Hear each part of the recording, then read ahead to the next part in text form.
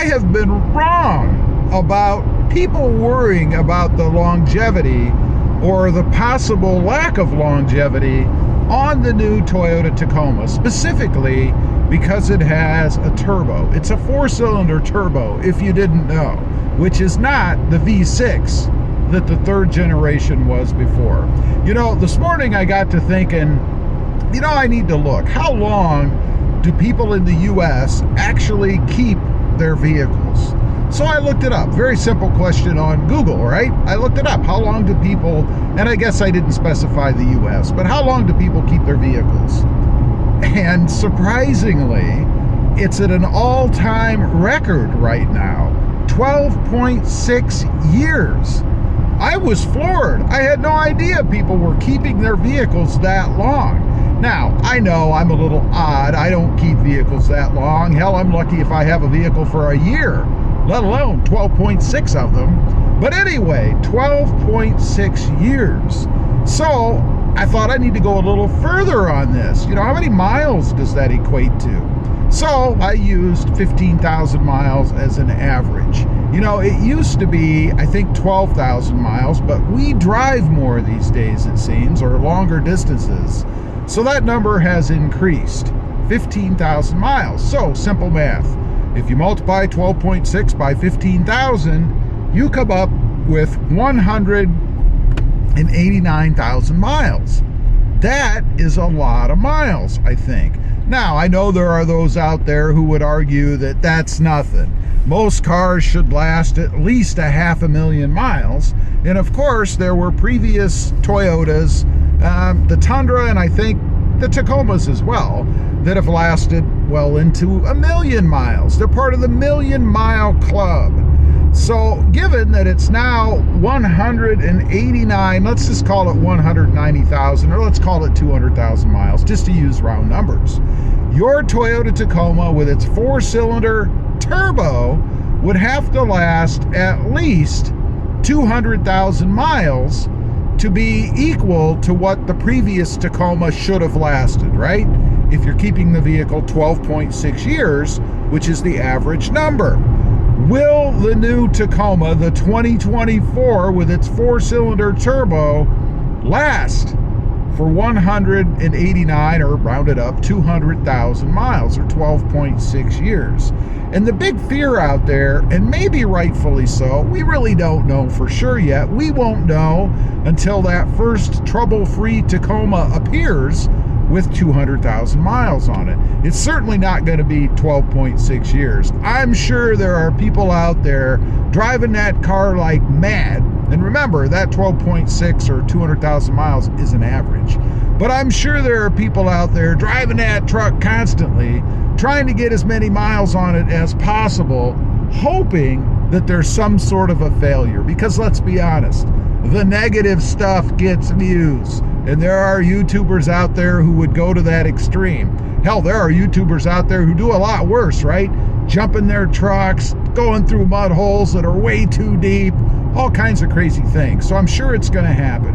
Now, where I'm wrong, or have been wrong, I guess, is my assumption that it didn't matter. A 4-cylinder with a turbo really didn't make any difference because nobody drives them that long anyway. And unless you're the second or third or fifth owner, you don't have to worry about it. You're going to buy the truck brand new. You're going to drive it for about 4 or 5 years, maybe 3 years only, so that you only have it as long as the warranty, right? After 3 years, it's all on you. So you trade it in before that.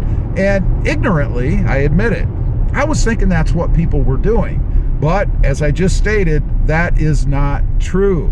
Now, how can you prolong the life then? I mean, if you're going to keep the truck, the new Tacoma, 12.6 years, or you're hoping to get 200,000 miles out of it, what is it there that you can do to ensure that? And that's simple. It's maintenance. Change the oil. It's one of the cheapest guarantees you can do to prolong the life of any vehicle out there. Change the oil, make sure you keep it nice and fresh. Just like you know, take a shower once in a while, you'll live longer. But anyway, change the oil. Keep the maintenance up. You know, if something does happen, maybe you hear a noise or you get some kind of warning code on the screen, you need to take it in for service. And if the truck's under warranty, you know, that first 3 years, you're not going to pay for it anyway. Mods are, I think, the biggest reason why any new truck has a failure.